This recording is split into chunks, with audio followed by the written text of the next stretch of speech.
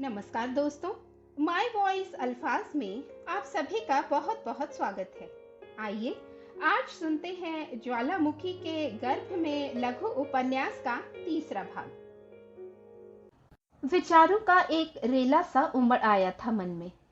उसे सप्रयास दूर हटाकर मैं पुनः कुर्सी पर आकर बैठ गई थी। राइटिंग पैड सामने खिसकाकर बड़े बड़े अक्षरों में लिखा, हरिप्रसन्न और सुलक्षणा का शुभ विवाह। रसोई में आकर मैंने चाय का कप उठाया ही था कि मौसी ने कहा, आज हरतालिका है न मीतू? ओह, मुझे याद ही न रहा, मैंने खिसियाकर कहा और कप वापस रख दिया। पता है काकी, मीता इतनी सी थी तब से तेज उपासी रहती है, पानी की बूंद तक नहीं लेती, मौसी ने मिसरानी से कहा। हूँ जानू नहीं काई, तबई तो शंकर भगवान प्रसन्न हो ही गया है। मुझे तो उनके प्रसन्न होने की कोई खबर नहीं मिली। तुम्हारे पास क्या शंकर भगवान का टेलीफोन आया है? ए मारा बाप, तमे मालूम नहीं पड़ी काई? अब बेहाल तार वालों कागज देगी नी नानी बाई। मुझे सचमुच ही कुछ मालूम नहीं था। मैंने धड़कते दिल से मौसी की ओर देखा। इसे कहाँ पता होगा काकी, सीधी बिस्तर से उठकर चली आ रही है। किसका तार था? मनीष का। पंचमी को तेरी सगाई हो रही है, वाजपेयी लोगों को लेकर वह आ रहा है। कौन? भैया आ रहे हैं? हाँ, फिर श्राद्ध पड़ जाएंगे तो सारे काम धरे रह जाएंगे ना, इसी से इतनी जल्दी है। मैं चुप ही रही। गर्मियों में भैया के यहाँ रायपुर में जिस युवक का साक्षात्कार हुआ था, उसकी आकृति आंखों के सामने लाने का यत्न करने लगी। लुगाइयां को जन्म बापड़ो ऐसोच है हो, बाप को घर को सुख 4 दिन को, फिर तो पर या नानी बाई चली जावेगा तो सुन्नकार हो जावेगा हो। और काकी तो यूं बिसूरने लगी जैसे मेरी टोली उठने ही वाली है। मैं मुश्किल से अपनी रुलाई रोक पाई। अपने कमरे में लौट जाने में ही मैंने कुशल समझी। बाई तो चाल्या रे ससुराल की करुण स्वर लहरी सीढ़ियों पर भी मेरा पीछा करती रही।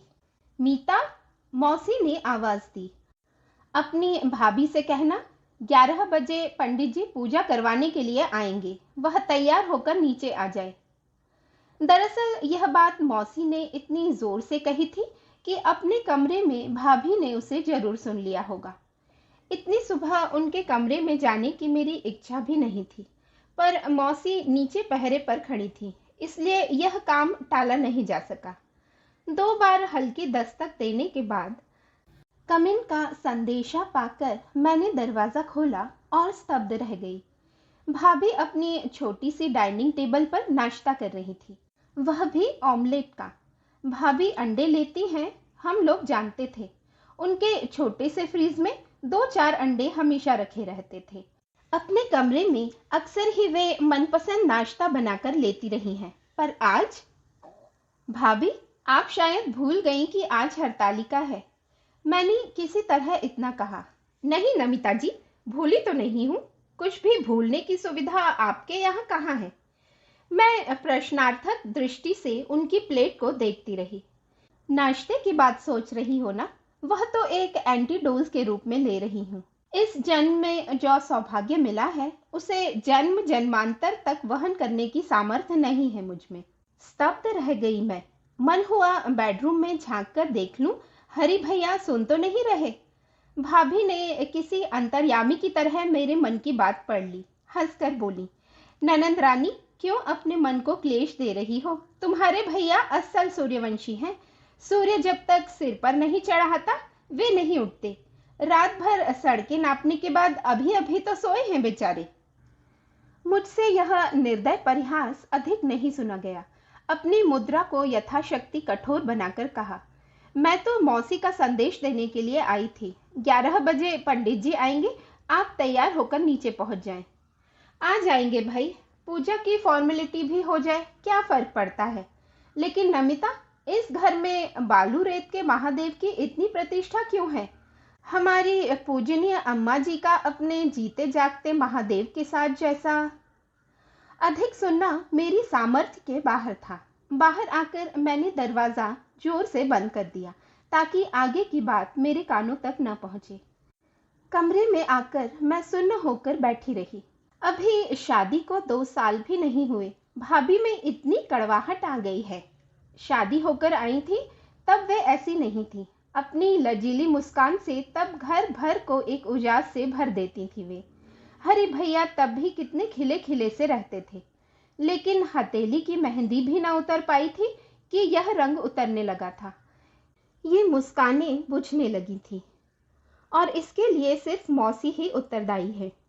एक दूसरे में खोया हुआ यह सारस का जोड़ा उन्हें फूटी आंखों नहीं सुहाता था।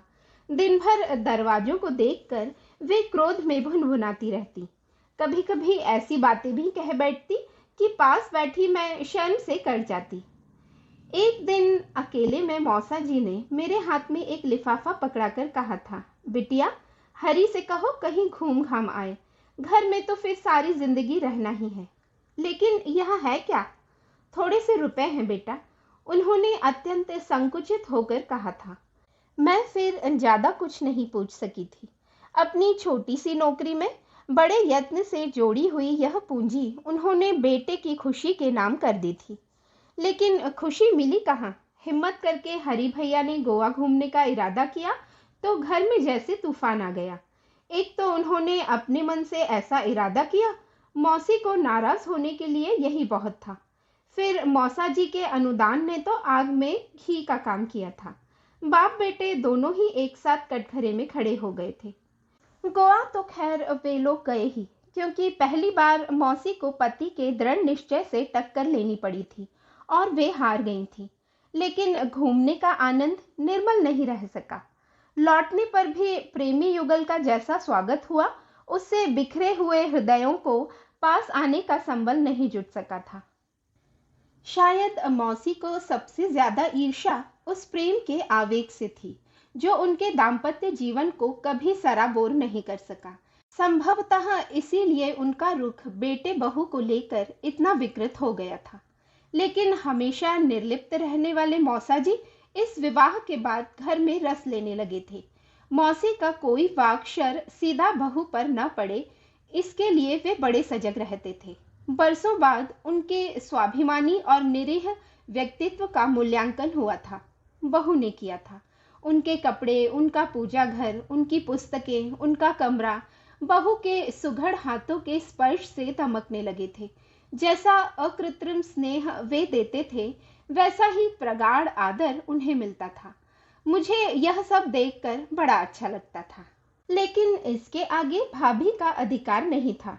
शुरू शुरू में उन्होंने बगीचे का कायाकल्प करना चाहा था, रसोई नए सिरे से जमानी चाहिए थी, रूम की सजावट बदलने का प्रयास किया था, पर कहीं भी कुछ भी करने की अनुमति नहीं मिली।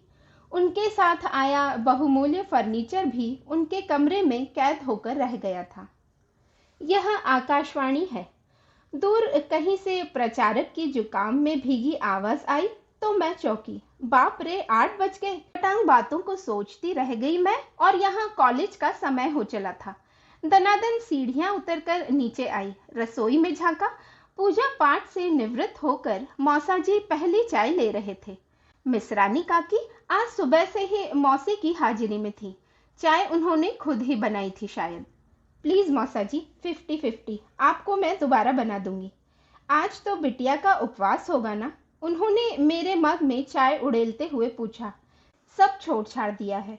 दरअसल अब इन चीजों में बचपन की सी आस्था नहीं रही। मैंने दोबारा चाय का पानी चढ़ाते हुए कहा। मौसा जी के सामने यह सब कहते हुए झिझक भी न हुई। उनसे छिपा ही क्या था। उड़ते उड़ते खबर मिली है कि परसों तुम्हारी सगाई है। भाई मुबारक हो। अब मुझे थैंक यू भी कहना पड़ेगा, ठीक है ना? वैसे मौसा जी, सबसे खुशी की बात तो यह है कि भैया इतने दिनों बाद घर आएंगे। हाँ बिटिया, मनीष को देखे अरसा हो गया। तू तो कभी कभार जाती भी रही है उसके पास, पर बहन जी तो तरस गई होंगी। क्या कहने हैं बहन जी के, इतना ही प्यार होता तो क्या बात थी। मैंने कड़वाहट से भरकर कहा और विषय वही समाप्त कर दिया। आज सुबह सुबह यह अच्छी खबर मिली थी और मैं खुश रहकर उसे सेलिब्रेट करना चाहती थी, पर कहते हैं ना, मेरे मन कछु और है।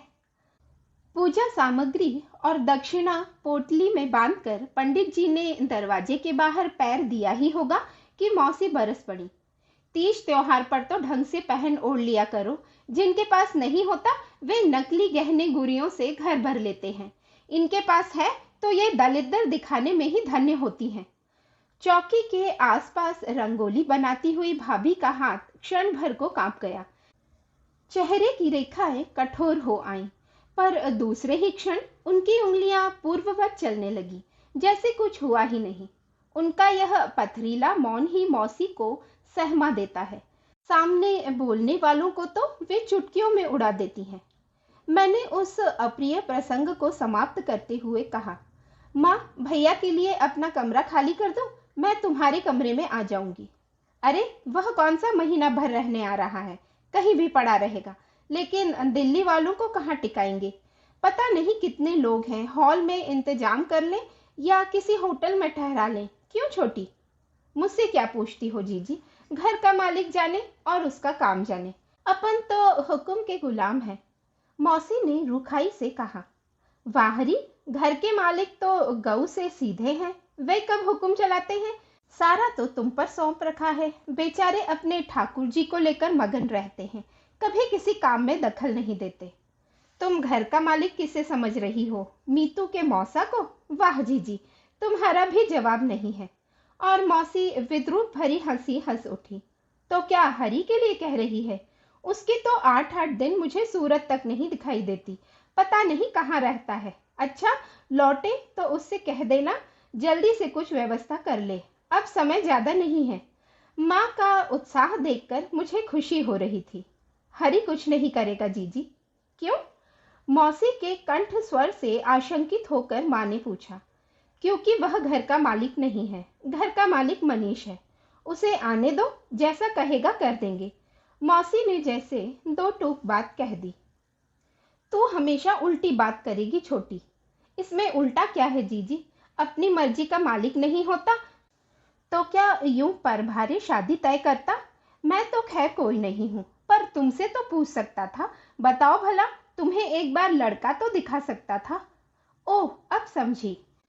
मैं सब कीन्ह तो ही बिन पूछे, ते ते परेऊ मनोरथ छूछे वाली बात थी। माँ का तो बहाना भर था, ठेस तो मौसी के अभिमान पर लगी थी। उनके सहज अधिकार की भैया ने सीधे उपेक्षा कर दी थी। इस अपराध को थोड़ा सौम्य बनाने की गरज से मैंने कहा, पूछताछ की गुंजाइश थी ही कहाँ। तुम्हारी काली कलोटी लड़की को किसी ने पसंद कर लिया, यही गनीमत थी। तुम लोग ठीक से देख परख सको, इसीलिए तो यहाँ आ रहे हैं, नहीं तो यह प्रोग्राम भी रायपुर में नहीं हो सकता था क्या? पहले से कुछ पत्र तो देना चाहिए था। एकदम पैर ठोक दिया। मौसी अब कुछ कुछ नरम पड़ती जा रही थी। उन्हें विश्वास है तुम्हारी कार्यकुशलता पर, इसीलिए तो निश्चिंत हैं। मैंने मस्का मारा। उन्हें विश्वास है कि सारी व्यवस्था ठीक ठाक मिलेगी। व्यवस्था कौन बड़ी बात है, सगाई का क्या, मैं तो 4 दिन में शादी खड़ी कर सकती हूँ, पर तेरे भैया से डर लगता है। पूरा सनकी है, सन और जिद्दी एक नंबर का। पाठक लोग पहली बार आए थे तब कैसा तमाशा किया था, याद है ना? मैं सहम गई। मौसी क्या सहज भाव से यह सब कह गई थी? मैंने कनखियों से भाभी की ओर देखा। उनका गुलाबी चेहरा सफेद पड़ गया था। होठ इतनी सख्ती से भींचे थे कि लगता था अब खून ही आ जाएगा। स्मृति का वह अध्याय निश्चय ही किसी लड़की के लिए अपमानजनक था। वे कुछ देर बुत बनी बैठी रही और फिर एक झटके के साथ उठकर ऊपर को चल दी। उनसे दृष्टि हटाकर मैंने माँ को देखा। वे एकटक भाभी को देख रही थी। उनकी आंखों में क्या था, और मैं समझ गई कि मौसी ने यह सब सहज भाव से नहीं कहा था। भाभी के स्वाभिमान को डंक मारने का चाहे उनका उद्देश्य ना रहा हो, पर भैया के प्रति माँ के मन में जहर घोलना उनका मंतव्य था। यह काम योजनाबद्ध तरीके से वे बरसों से करती आ रही हैं। दर्जन भर लड़कियों में से सुलक्षणा को चुनने के पीछे भी शायद यही हेतु था। दिन भर वह माँ के सामने इसी घर में रहेगी और माँ कभी न भूल पाएंगी कि मनीष ने उनके साथ क्या किया है। दूसरे दिन सुबह सुबह मौसी ने कहा, मीता, भाभी से कहो कि जल्दी आरती कर ले, तो पूजा सिरा दें, बिना उसके गणेश जी कैसे विराजेंगे? मैंने तुनक कर कहा, बार बार मुझे उनके कमरे में मत भेजा करो मौसी, अच्छा नहीं लगता। दरअसल मुझे उस कमरे में जाते डर लग रहा था। रात घनघोर बारिश हो रही थी। मैं पढ़ने का बहाना करके नीचे जागरण में भी शामिल नहीं हुई थी। अपने कमरे की सांकल लगाकर चुपचाप पड़ी रही थी, पर बंद किवाड़ों को भेद कर भी बगल वाले कमरे की आवाजें अनचाहे सुनाई पड़ रही थी। निश्चय ही वह प्रेमालाप नहीं था। भाभी को पहली बार मैंने इतनी ऊंची आवाज में बोलते हुए सुना था। बार बार एक प्रश्न हवा में तैर रहा था, आखिर मुझे भी बताइए, इस घर में हमारी स्थिति है क्या? क्या उत्तर दिया था हरि भैया ने, सुन नहीं पाई मैं। जब रात ऐसी महाभारत वाली थी तो सुबह का आलम पता नहीं कैसा होगा, इसी से ऊपर जाना टाल गई मैं। रत जगह के लिए मिसरानी काकी यहीं रुक गई। वे ही इस समय काम आई। बड़े उत्साह से ऊपर गई और कुछ देर बाद लौट आई। लाड़ी उज्जैन जारी दिखे, कहे कि म्हारा दाजी बीमार है। हरी, मौसी की धारदार आवाज घर में गूंजी। क्या है? सीढ़ियों के सिरे पर खड़े होकर हरि भैया ने पूछा। पता नहीं कितने दिनों बाद उन्हें देखा था। एक ही छत के नीचे रहते हुए हम लोग एक दूसरे से हफ्तों तक नहीं मिल पाते थे। वे सोकर उठते तब मैं कॉलेज जा चुकी होती, वे रात को घर लौटते तब तक सारा घर सो चुका होता। जब जब उन्हें देख पाती हर बार लगता वे पहले से अधिक सांवला गए हैं, दुबला गए हैं। तब प्राणों में कैसी तो मरोड़ उठती। बहू कहाँ जा रही है? मौसी का प्रश्न मेरी विचारधारा को तोड़ गया। मैं क्या जानूं, पूछ लो उसी से, हरि भैया ने सपाट स्वर में कहा।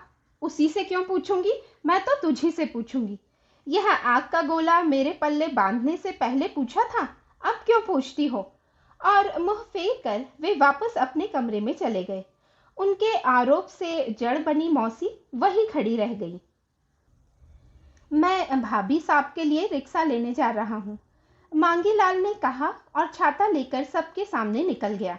मौसी फटी फटी आंखों से देखती भर रह गई। घबराकर मैं पूजा घर की ओर दौड़ी। मनोयोग से चंदन घिसते हुए मौसा जी मानस पूजा का पाठ कर रहे थे। मौसा जी, जरा बाहर आइए जल्दी से। भाभी पता नहीं क्यों एकदम उज्जैन चली जा रही हैं। आप कहेंगे तो रुक जाएंगी। आपका बहुत आदर करती हैं, आपकी बात नहीं टालेंगी। किंतु वे वैसे ही बैठे रहे। चलिए ना, मैंने व्यग्रता से कहा। यह तुमसे किसने कह दिया कि वह मेरा आदर करती है? उस जैसी मनस्विनी का आदर पाने के योग्य मैं कहाँ हूँ?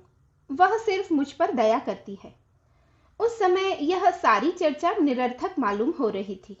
हरि कहाँ है? अपने कमरे में। रोकना अगर चाहे तो वही उसे रोक सकता है, चाहे प्यार से चाहे अधिकार से। मेरे कहने का कोई मतलब नहीं निकलता।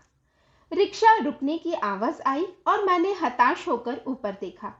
बाहों पर रेनकोट और हाथ में सूटकेस लेकर भाभी उतर रही थी, लेकिन दरवाजे के भीतर जिसने प्रवेश किया वह मांगीलाल नहीं था, वे भैया थे। आते ही चिल्लाए, गुड मॉर्निंग एवरीबॉडी। माँ, भैया आए हैं, मैंने खुशी से किलक कर कहा और उनके कंधे से झूल गई। माँ और मौसी दौड़ी आई और हम तीनों चारों प्यार के सैलाब में बह से गए। सीढ़ियों पर बुत बनी खड़ी भाभी की ओर किसी का ध्यान नहीं गया। भाभी जी, रिक्शा आ गया, मांगीलाल ने एकदम आकर कहा और तब हमें होश आया। किसके लिए रिक्शा आया है? सुलक्षणा के लिए। क्यों? कहाँ जा रही है? भैया ने जैसे प्रश्नों की छड़ी लगा दी। उज्जैन जा रही हैं। क्यों, कोई खास बात? नहीं, ऐसे ही पिताजी से मिलने जा रही हैं, मैंने यत्नपूर्वक कहा। तब तो वह रुक सकती है, यह फंक्शन हो जाए फिर मैं खुद जाकर उसे छोड़ आऊंगा। मांगीलाल, ये रुपया दे और रिक्शा लौटा दे। दूसरे ही क्षण भाभी के कमरे का दरवाजा इतनी जोर से बंद हुआ कि मैं कांप उठी। सोचा भैया से कह दूं, उन्हें जाने दो, जबरदस्ती किसी को रोकने में क्या तुक है। लेकिन आते ही सारी रामायण सुनाकर उन्हें परेशान करने की इच्छा नहीं हुई। लेकिन इतना सब्र शायद औरों से नहीं हो सका था। शाम को भैया ने कहा, चल मीतू, थोड़ा घूम आए। बरसात में इंदौर घूमने लायक कतई नहीं रह जाता, पर भैया साथ थे इसलिए सब कुछ सुहावना लग रहा था। ओवर ब्रिज पार कर हम लोग आइडियल में जाकर बैठ गए। और स्थानों की अपेक्षा यही थोड़ा एकांत था। भैया शायद इसके लिए तरस गए थे।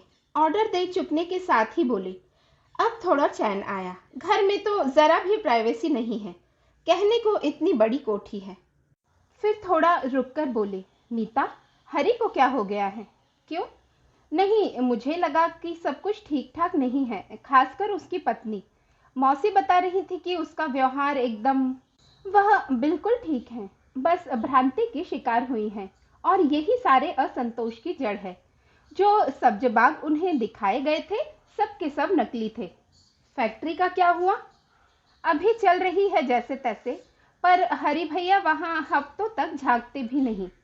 दिन भर पता नहीं कहां कहां भटकते रहते हैं। रात गए घर लौटते हैं, अजीब अजीब से दोस्त पाल रखे हैं। बेचारा। दरअसल वह लड़का बिजनेस के लायक था ही नहीं। वैसी सामर्थ्य उसके पास नहीं है। इससे तो कहीं नौकरी में लग जाता तो ठीक था। भैया के स्वर में सहानुभूति का पुट था। उनकी अम्मा की महत्वाकांक्षाओं का भी तो कोई पार नहीं है। मैंने कड़वाहट से कहा, यही तो रोना है। बीवी से भी तो उसका स्वभाव मेल नहीं खाता। उसे तो कोई घरेलू लड़की ही सूट करती, लेकिन वह काफी महत्वाकांक्षी है। पता है उसने हरी से कहा है कि अब वह दूसरों की छत के नीचे नहीं रहेगी। कल का सारा इतिहास मेरी आंखों के सामने घूम गया। मैंने हौले से पूछा, आपने कैसे जाना? मौसी ने ही बताया है। और मीता, एक बात मेरे मन में आई है। क्या? तुम्हें अगर कोई आपत्ति ना हो तो यह मकान मैं हरी के नाम करना चाहता हूँ, अर्थात तुम्हारी शादी के बाद। दर्द का एक बड़ा सा घूंट मेरे गले में अटक गया। बरबस अपने आंसू रोकते हुए मैंने पूछा, और माँ? माँ मेरे पास रहेंगी। किसी न किसी दिन तो उन्हें यह फैसला करना ही था। जितनी जल्दी कर लें उतना अच्छा है। उनसे पूछ लिया है? हाँ, एक तरह से यह प्रस्ताव उनकी ओर से ही आया है। पता नहीं माँ किस जन्म का कर्ज उतार रही हैं। मैंने तड़प कर कहा, आपको इस तरह बेघर करने का उन्हें क्या हक है? जिस दिन पापा की मृत्यु हुई थी मीता, बेघर तो मैं उसी दिन हो गया था। यह घर कभी मेरी आत्मा को स्वीकार नहीं हुआ। इसके साथ जुड़ी हुई सारी स्मृतियां उदास कर जाती हैं, सिवा तेरे।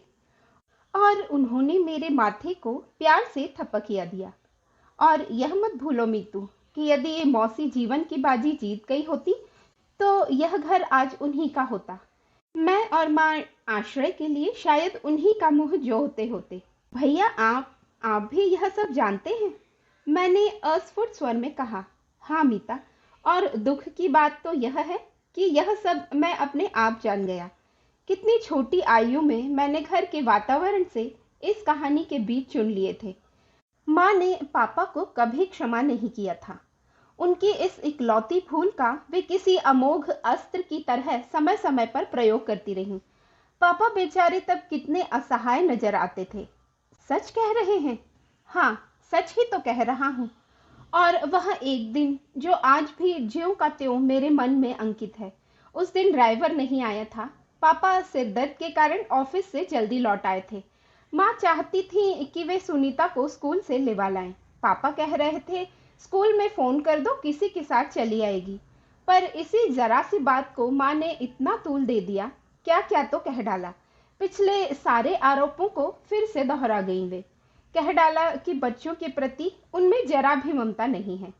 मजबूर होकर पापा ने गैरेज से गाड़ी निकाली थी और वे सुनीता को लिवाने चले गए थे। और स्कूल से लौटा था उनका और सुनीता का छिन्न विच्छिन्न शरीर। सिहर कर मैंने दोनों हाथों से मुंह ढांप लिया। स्मृति की क्षीण रेखाएं कल्पना के सहारे कैसे कैसे चित्र बनाने लगी थी। रो मत मीता, अब यह बिसरा हुआ अतीत है, भैया ने खुरदुरे स्वर में कहा। मैंने भीतर ही भीतर अपने आंसू सोख लिए। एक गहरा मौन हम दोनों के बीच फैल गया। माँ शायद अपने को अब तक क्षमा नहीं कर सकी हैं बेचारी। कुछ देर बाद कॉफी सिप करते हुए मैं कह रही थी, हाँ, और यह पछतावा उनके साथ जीवन भर रहेगा। अन्याय तो माँ के साथ भी कम नहीं हुआ था, पर परिस्थितियां सारा दोष उन्हीं के सिर मढ़ गई हैं। मैंने माँ के प्रति आर्द्र होते हुए कहा, अन्याय तो हुआ था, पर उन्होंने जिस तरह पापा को सताया वह भी कम भयानक नहीं था। अगर क्षमा नहीं कर सकती थी तो उन्हें रास्ते से हट जाना चाहिए था। कम से कम वे दो प्राणी तो सुख से जी लेते। मैं तो हैरान हूँ, मौसी भी अपने मन की आवाज क्यों नहीं सुन सकी। इस अनमेल विवाह से तो एकाकी जीवन कहीं अधिक अच्छा होता। कम से कम उस जीवन में शांति तो होती, सुकून तो होता। अकेले रह लेना क्या इतना सरल है भैया? हम लोगों को इतनी आजादी कौन देता है? विवाह भी कई बार एक विवशता बन जाता है। कहते कहते मेरा कंठ इतना भीग उठा कि भैया मुझे देखते रह गए। उनकी पारदर्शी आंखें मेरे भीतर तक उतर आईं। एकाएक मेरे दोनों कंधे पकड़कर बोले, सच कहना मीता, क्या तुम हरि को लेकर भावुक हो रही हो? क्या उत्तर था मेरे पास? तुमने मुझसे कभी कुछ कहा नहीं पगली। वहां मैं अपनी घर गृहस्थी में खोया रहा और यहाँ तुम अपने आप में इस तरह घुलती रही। क्या कभी क्षमा कर पाऊंगा मैं अपने आप को? जो भी हो भैया, हम लोग यह विषय समाप्त नहीं कर सकते, प्लीज। और यह कहते हुए मेरा स्वर कांप कांप गया। विषय तो सचमुच समाप्त कर ही देना है। बीते हुए को 7 घसीटने से सिर्फ दुख ही हाथ आता है और उसकी आंच तुम्हारे हमराही को भी लग सकती है। यह अन्याय तुम कभी मत करना, क्योंकि इसकी विभीषिका तुम रोज देख रही हो। मेरे लिए इतना करोगी न मीता? भैया मेरे सिर पर धीरे धीरे हाथ फेर रहे थे। जीवन में पहली बार लगा कि मैं अनाथ नहीं हूँ। मेरे सर पर भी पिता का छत्र है। सगाई का मुहूर्त तो शाम का निकला था, पर पंचमी के दिन सुबह सुबह से ही घर में चहल पहल हो गई थी। नौकरों को दम मारने की फुर्सत नहीं थी। कभी मौसी कभी भैया की पुकार पर इधर उधर दौड़ रहे थे। भैया की दौड़ धूप का तो अंत ही नहीं था। निमंत्रणों से लेकर बिछायत की व्यवस्था तक सब उनके जिम्मे था। मौसी भी कम व्यस्त नहीं थी। भैया ने बड़ी चतुराई से सर्वाधिकार उन्हें सौंप कर खुश कर दिया था। आश्चर्य तो यह था कि माँ भी छुटपुट कामों में हाथ बटा रही थी। करने को इतना सारा काम था, पर संकोच के मारे मुझसे कुछ करते नहीं बन रहा था और सब और से आंख मूंद कर कमरे में बैठना भी अच्छा नहीं लग रहा था। इसलिए मैटी का टेबल क्लॉथ लेकर वहीं बरामदे में बैठ गई थी। भैया हॉल में बिछायत लगवा रहे थे। मिसरानी काकी के बच्चे गुब्बारे फुलाने का काम बड़े शौक से कर रहे थे। मनीष, एकाएक मौसी ने दरवाजे में खड़े होकर कहा, यह तूने क्या किया? क्यों, क्या हुआ? यह कालीन इस कोने में क्यों लगा दिया? लड़की का मुंह दक्षिण को हो जाएगा ना। अब यह उत्तर दक्षिण मुझे नहीं आता मौसी। तुम लोगों से कहता हूँ 5 मिनट यहाँ खड़ी रहो तो पता नहीं अंदर क्या करने लग जाती हो। अब यह काम होने तक यहाँ से जाना नहीं। अंदर कितना काम पड़ा है भैया। टेंट हाउस से क्रॉकरी आकर पड़ी है, उसे पहुंचना है। मिठाइयों की पेटियां खोलनी है, थाल जमाना है, पंडित जी का सामान तैयार करना है। घर में बहू के होते हुए तुम इन छोटे मोटे कामों में सिर क्यों खपाती हो? क्या कहने हैं, एक बार नीचे उतरकर झांका भी नहीं है उसने। अच्छा, मीतू भाभी को बुलाकर तो ला, भैया ने कहा तो इतना गुस्सा आया मुझे। मैं सुबह से यहाँ फालतू बैठी हूँ, मुझसे कोई काम करवाइए ना आप लोग। मैं नहीं बुलाने जाऊंगी किसी को। मैंने तुनक कर कहा, ठीक है तो मैं जाता हूँ। और सचमुच वे दनादन सीढ़ियां चढ़कर चले गए। बड़ी मुश्किल से उनके साथ पहुंच पाई मैं। भाभी, मैंने जल्दी से उनके कमरे में जाकर कहा, आपको नीचे बुला रहे हैं। कौन बुला रहे हैं? उन्होंने उपन्यास से सिर उठाकर बेफिक्री से पूछा। मैं बुला रहा हूँ। दरवाजे से भैया का दबंग स्वर आया तो हम दोनों क्षण भर को सकपका गई। शाम को मीतू की सगाई का कार्यक्रम है। 3 बजे तैयार होकर तुम नीचे आ जाना, और अभी अगर मौसी चाहे तो उनका भी हाथ बटा लो। इतना कहकर भैया नीचे जाने के लिए उतर चुके थे कि भाभी तेजी से बाहर आई और बोली, यह मालिक मकान का आदेश है। हाँ, आदेश ही समझ लो। मालिक ने सही, घर का बड़ा लड़का तो मैं हूँ। बड़ी सहजता से भैया ने कहा और नीचे उतर गए। उपन्यास का यह भाग अभी यहीं तक। फिर जल्द ही मिलते हैं उपन्यास के चौथे व अंतिम भाग के साथ। तब तक खुश रहिए, स्वस्थ रहिए और अच्छी अच्छी कहानियां सुनते रहिए। और उपन्यास की कहानी व पात्रों के विषय में अपने विचार मुझ तक अवश्य पहुंचाइए। मैं प्रतीक्षा करूंगी। धन्यवाद।